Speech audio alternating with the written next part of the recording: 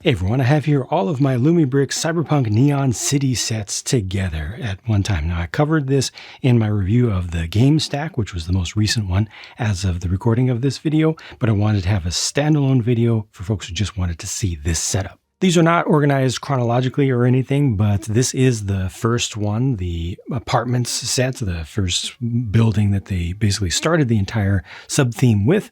And then I've got the bus, which is a more recent one. Got the lights on that. This is the second to most recent, as of the recording of this video, floating train station, which happens to be just barely the tallest, just barely. The most recent is the game stack over there, and all of these are being powered right now from a single battery in the back. They're simply sending power through their base plates using the modular connection system, which is obviously working quite well. I got the police car down here. Sorry, I don't have the barriers for it. And over on the right is the izakaya, which I've seen a lot of people liking because, it kind of fits in with different themes, including relatively modern, non-futuristic, more believable, more grounded settings. Each of the structures is on a 32 by 32 base, which is formed with a layer of plates, followed by a layer of bricks, followed by the top surface that you see there, which is going to be plates or tiles or a combination thereof, modified versions of them. And again, all of the structures here are being powered presently by a single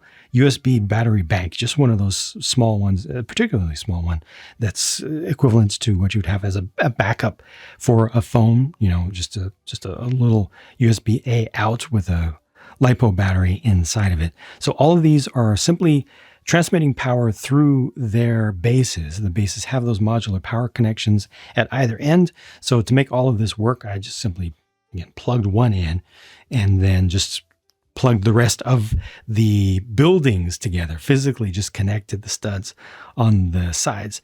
One thing to just keep in mind with that, if you're planning on putting a number of brick-built things together that have lights in them, think about power draw. What you're looking at right here, right now, is pulling 1 amp, a full amp of electricity at 5 volts, which is quite a bit, especially given that some of the wires here are very, very, very, very thin. So just keep that in mind and try to follow best practices. If you need to run your power from multiple power sources, kind of split it up a little bit, you always want to make sure that you have at least twice as much power available in the components that you're using to supply power compared to how much is being drawn. And don't just apply power to one end of a huge, huge long block and then expect that power to go through a whole bunch of touch connections to get to the other end. Always supply your power kind of in the middle, or again, split it up. The vehicles are not connected to that. So the vehicles just have their own thing because they're able to just move about. This one here has two 2032 batteries in a fairly standardized battery pack.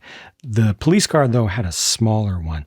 I don't think they're using this one's battery pack much anymore, but earlier on they were using these button cells. This one uses, I think, 3 button cells, if I recall correctly, in a smaller pack that also has an on-off switch. It's just back in there, but everything else is connected. In a minute here, I'm going to turn on the studio lights in the space so that you can see all of this fully lit up, but I wanted to focus on showing it in its most natural form here. I do have a little bit of light on in the studio right now. You can see it right here on this surface. This surface is actually white, so I've got just a little pink light over here, way up above there, and then a little blue light on the other side, way up above, and a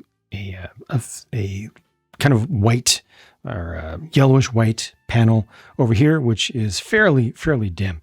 And just to show you what this would look like with no lights on, let me go ahead and turn everything else off. And there you go. So this is the most natural look at just the illumination that comes from these sets. There is no other light source in the room whatsoever. It's a completely sealed off room. Nighttime at that, but most importantly, completely sealed off. So this is how it actually looks, and I've done my best to match the settings on the camera and in the video itself to what my eyes see so that you get a good, reasonable look at it and not something that is faked and made to look better than it actually is. All right, fair warning, I'm going to turn on the lights in the studio, so the whole scene is going to get very, very bright. Prepare your eyes. There we go. So this is my normal bright lighting for doing regular reviews. And I can definitely still see plenty of what's going on with the lights, even though there's so much light in the space. It's still calling out to me, especially the edge-lit signs are particularly bright, and some of these tubes, the light tubes, especially the blue ones. The pink ones over here don't stand out quite as much, especially one of them only has a single emitter on it, but most of the dual emitter ones are good. And you also have illumination of the interiors, which is useful because instead of all the interiors being completely black and just dark and shadow, you still are able to see some of the details. And I think there's a lot of value to that because, you do pay a fair amount of money for sets like this, even from a company that has good value. And you spend a fair amount of time actually building the stuff. So once it's done, you want to still be able to enjoy it without having to take it all the way apart. And Lumibricks has done a pretty good job of ensuring that we are able to enjoy these products without completely disassembling them. But having the lights inside helps so much to just be able to peek through windows. Last thing I want to do is show you some contrast without the built-in lights on. See, look at that. And that space has large windows with a bright light shining directly onto it. Overall, the whole scene has just had so much of its life drained from it in front of my eyes. This is actually kind of depressing. And it's a funny effect that Lumibricks has had on my psyche.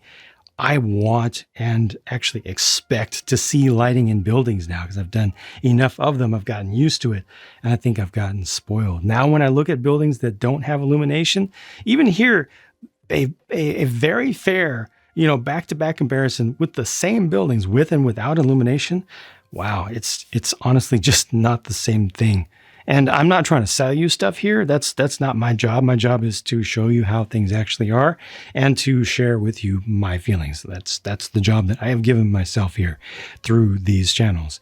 And I'm telling you, let me know in the comments what you think about this, how much you think that all the wiring that you have to do is worth it or not with these, because some people don't like to do all the electronics. They just want to see the pretty buildings with the nice colors and interesting architecture if you like this particular theme.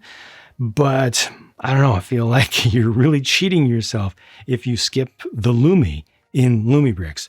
I think that's about all I wanted to cover here, though, so I'll go ahead and cut things off. Thank you for watching. I hope that this was of some value to you in some way, and I'll talk to you again soon. Bye for now.